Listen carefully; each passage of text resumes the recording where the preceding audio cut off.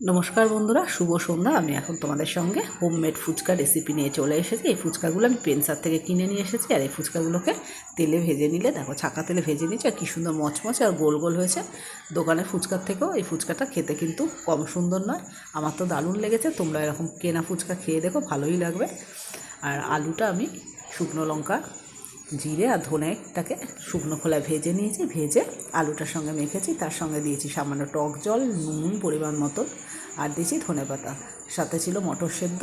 দিয়ে ভালো করে মেখে নিয়েছি। ফুচকাগুলো ফাটিয়ে তার উপর দিয়ে আলুটা দিয়ে, তার উপর দিয়ে মিষ্টি চাটনি দিয়ে দিয়েছিলাম। এই মিষ্টি চাটনিটাও খেজুর আর সামান্য তেঁতুল দিয়ে মিষ্টি মিষ্টি করে চাটনিটা আমার মা বানিয়েছে। মিষ্টি চাটনি দেওয়ার পরে ফুচকার ওপর দিয়ে হলদিরামের ঝুড়ি ভাজা সেটাও দিয়ে দিয়েছি। সাথে কিছুটা মটর দিয়ে দিয়েছি। আমি আর বোন মিষ্টি ফুচকা খেয়েছিলাম, কিন্তু আমার মা বললো দই ফুচকা খাবে, তাই মিষ্টি চাটনির ওপরে আবার দই ফেটিয়ে দিয়েছিলাম। আর এই দইটাকে সামান্য শুকনো লঙ্কার গুঁড়ো আর নুন দিয়ে ফেটিয়ে নিয়েছিলাম।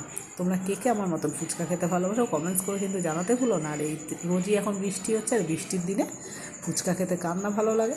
আমার তো দারুণ লাগে। দেখো ফুচকাগুলো দেখতে কি সুন্দর, আর সত্যি খেতেও খুব সুন্দর, আর খুব মচমচে হয় ফুচকাগুলো। আমার এই ফুচকার রেসিপিটা তোমাদের কেমন লাগলো কমেন্টস করে জানিও। আর কে কে মিষ্টি ফুচকা খেতে ভালোবাসো সেটাও কমেন্টস করে জানাতে কিন্তু ভুলো না।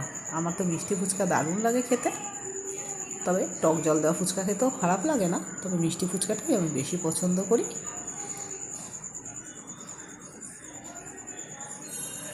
দেখো 3 প্লেট ফুচকা তৈরি করেছিলাম।